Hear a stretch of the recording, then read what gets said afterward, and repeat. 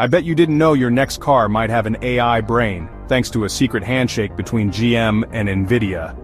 Let's break down what's actually happening. In March 2025, General Motors dropped a bombshell. They're partnering with Nvidia to pack future vehicles, and even factories, with cutting-edge AI.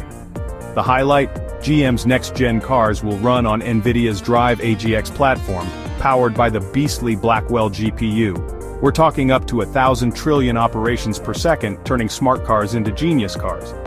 This means advanced driver assistance systems, safer roads, and a leap toward real autonomous driving, all baked right in. But it doesn't stop there.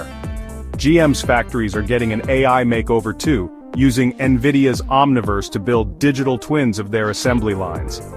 These virtual copies let them simulate, test, and optimize production, before even touching a single bolt. As GM's CEO Mary Barra put it, combining AI and human skill is the key to next-level innovation. Nvidia's Jensen Huang calls it the era of physical AI, moving intelligence from data centers to the real world. So, will this make our cars smarter or just our commutes shorter?